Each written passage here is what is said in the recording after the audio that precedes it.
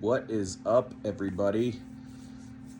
Man, it's been a minute since I've done a YouTube video, and I've just been feeling some inspiration lately. Thought I should get on here, talk about some fun stuff.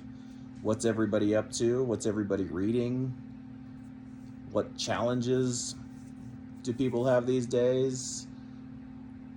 I like talking about spiritual practice in everyday life, spiritual tools. What tools do we use? What works? What doesn't work? Yeah, what's everybody reading these days?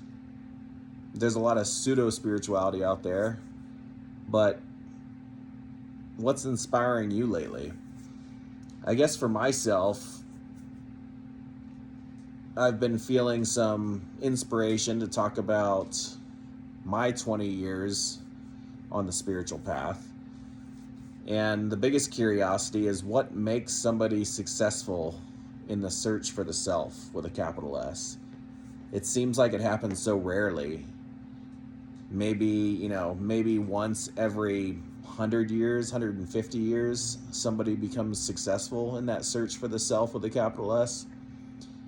But my question is, if the self with a capital S is synonymous with happiness, why is it so rare?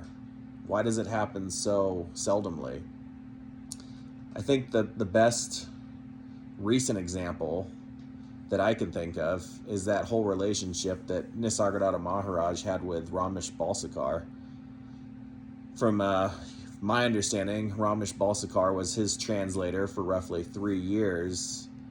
And in that very short window, Ramesh Balsekar was successful in that search for the self, by exposure, by osmosis, by being in that energy field.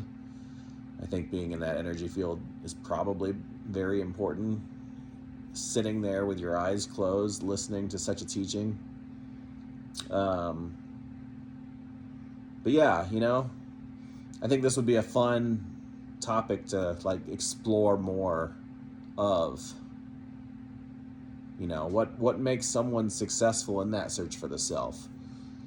Why does it happen so rarely? Yeah, what do y'all think?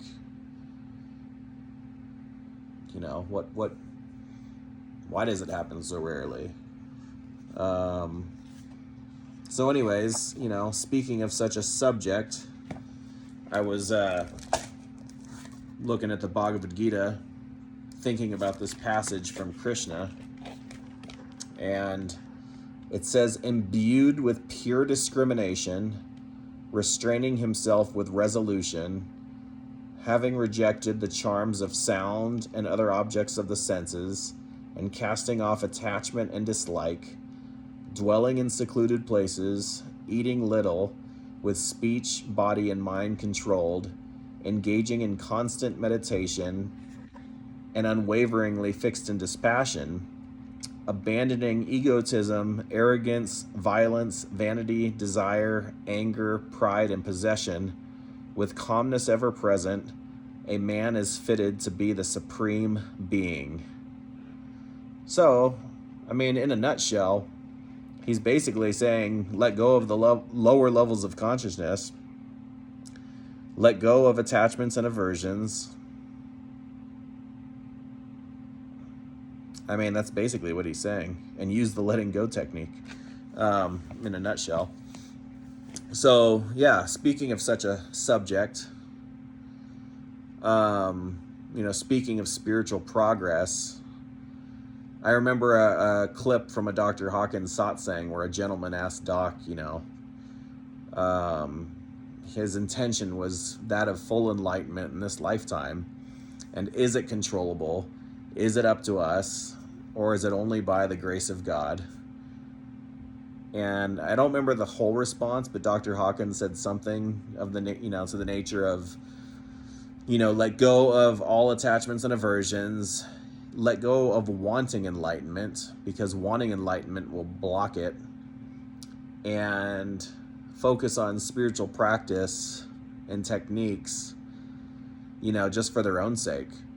So that was his response. And speaking of Ramesh Balsekar, his first book he wrote in 1989, and there was a chapter in there, in the book, called Pointers from Nisargadatta Maharaj, saying, something of the essence that what is the surest sign of progress on the spiritual path? The surest sign of progress is a total lack of concern about progress. So, I think that's a very interesting pointer. You set the intention, you do all these spiritual practices and techniques, but then ultimately, it really is just like a letting go-ness, And Ramana Maharshi said the same thing, actually, in one of his books. He said total surrender means even the desire for liberation is something that has to be let go of. And, I want to dive more into this topic and share more of, my total understanding of it. But, yeah, ultimately, everything is about letting go and letting go of attachments and aversions. But anyways, yeah, what do y'all think? Do you have any thoughts on such a subject? Would you like, should I do more videos, talk about more things?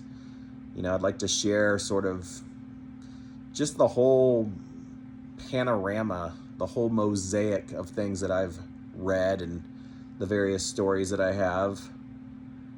I think everybody's aware of the fact that, I did spend 6 years with Dr. Hawkins and had a lot of one-on-one encounters with him. And I don't know, I feel like an inspiration to sort of share more things lately. So, what do y'all think? All right, peace.